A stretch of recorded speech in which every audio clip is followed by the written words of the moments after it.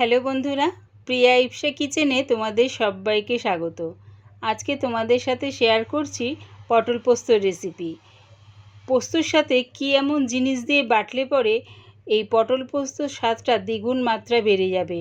আর এই রকমভাবে পটল পোস্ত বানিয়ে এক থালা গরম ভাত নিমেষের মধ্যে দেখবে কখন খাওয়া হয়ে গেছে। তাই সেই পটল পোস্তর রেসিপিটা তোমাদের সাথে ভিডিওর মাধ্যমে শেয়ার করলাম। রেসিপিটা ভালো লাগলে প্লিজ আমার চ্যানেলটিকে লাইক ও সাবস্ক্রাইব করে দিও। আমি এখানে 500 গ্রাম পটল নিয়েছি। দেখো ঠিক এরকম একটু বড় বড় সাইজের পটল নিয়েছি। এবারে পটলের দুদিকের মুখটা একটু করে কেটে বাদ দিয়ে দিলাম। একটু একটু খোসা রেখে পটলের কিছুটা খোসা আমি ছাড়িয়ে নেব। পুরো খোসাটা আমি পটলের গা থেকে ছাড়িয়ে নেব না, একটু একটু খোসা রেখে আমি পটলের থেকে খোসাটা ছাড়িয়ে নিচ্ছি। এই রকমভাবে পটলের খোসা ছাড়িয়ে নিতে পারো, বা আরেকভাবে দেখো আরেকটা পটল নিয়েছি, পটলের দুদিকের মুখটা একটু করে কেটে বাদ দিয়ে দিলাম। এবারে পটলের যে উপরে পাতলা আস্তরণটা রয়েছে সেটা ছুরির সাহায্যে চেঁচে বাদ দিয়ে দিচ্ছি।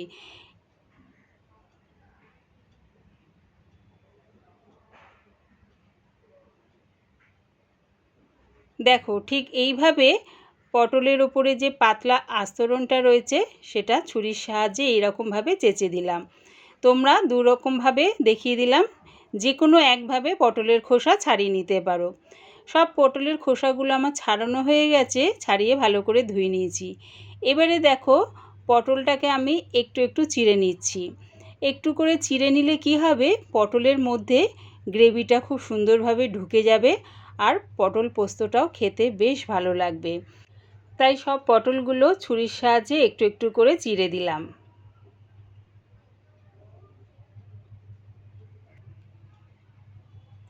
গ্যাসটাকে হাই ফ্লেমে রেখে একটা কড়া বসিয়ে দিলাম এর মধ্যে বেশ খানিকটা সর্ষের তেল। তেলটা ভালো মতন গরম হয়ে গেলে দিয়ে দিচ্ছি এর মধ্যে পটলগুলো। দেব পটল ভাজার মতন আন্দাজ করে নুনটা দিয়ে পটলগুলো লাল লাল করে ভেজে নেব। পটলটা ভাজতে ভাজতে একটা পেস্ট বানিয়ে নিচ্ছি। মিক্সির জারে দিয়ে দিলাম 1 চামচ সাদা সর্ষে, হাফ চামচ কালো সর্ষে, 1.5 চামচ পোস্ত, দিচ্ছি 2টো কাঁচা লঙ্কা, আর দেব 10টা অর্ধেক কাজু।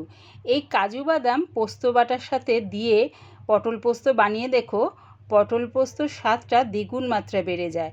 সামান্য একটু নুন দিয়ে প্রথমে এটা ড্রাই বেটে নেব, তারপরে একটু জল দিয়ে পেস্টটা আমি বানিয়ে নেব। এদিকে দেখো পটলগুলো লাল লাল করে ভাজা হয়ে গেছে। এবারে পটলগুলো নামিয়ে নিচ্ছি।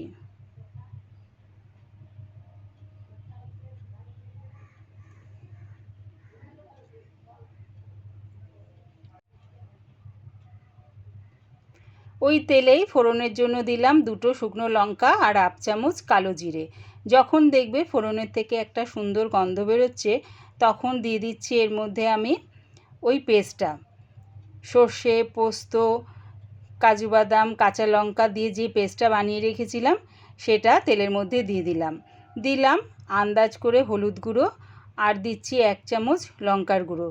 আমি কিন্তু কাঁচা লঙ্কা দিয়ে পেস্টটা বানিয়েছিলাম, আর এখানে দিলাম 1 চামচ লঙ্কার গুঁড়ো। ঝালটা সম্পূর্ণ তোমাদের স্বাদ অনুযায়ী ব্যবহার করো। সব কিছু দিয়ে তেলের সাথে ভালো করে মিশিয়ে দিলাম এবারে আন্দাজ করে নুনটা দিয়ে আবারও একটু কষিয়ে নিচ্ছি। এবারে দিচ্ছি মশলা ধোয়ার জলটা দিয়ে গ্রেভির সাথে একটু নাড়ি চাড়িয়ে নিচ্ছি।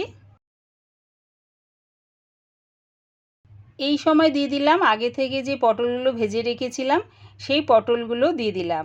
পটলটা দিয়ে গ্রেভির সাথে ভালো করে মিশিয়ে নেব। মিশিয়ে নিয়ে গ্যাসটাকে লোতে করে চাপা দিয়ে এটা হতে দেব। গ্যাসটাকে একদম লোতে রেখে চাপা দিয়ে এরকমভাবে যদি একটু পটলটার সাথে গ্রেভিটাকে কষানো হয় তাহলে গ্রেভির যে গন্ধটা বা স্বাদটা পটলের মধ্যে ঢুকে যায়, আর পটল পোস্ত খেতেও বেশ ভালো হয়।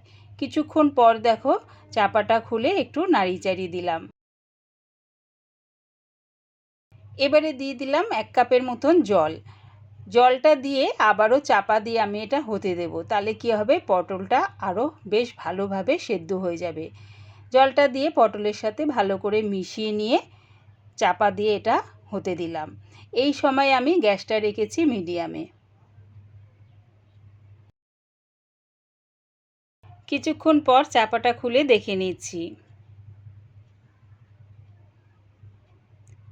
রেডি হয়ে গেছে পটল পোস্ত। এবারে আমি এই রকম গ্রেভি অবস্থায় পটল পোস্তটা নামিয়ে নেব। একবার আমার মতন করে পটল পোস্ত বানিয়ে দেখো। আশা করছি গরম ভাতের সাথে খেতে ভীষণ ভালো লাগবে, আর এইভাবেই তোমরা বারবার বানিয়ে খাবে। আমার এই পটল পোস্ত রেসিপিটা পুরো দেখার জন্যে প্রিয়া ইপসা কিচেনের থেকে তোমাদের সবাইকে অনেক ভালোবাসা রইল। পুরো রেসিপিটা দেখে ছেড়ে যাওয়ার আগে প্লিজ আমার চ্যানেলটিকে সাবস্ক্রাইব করে দিও।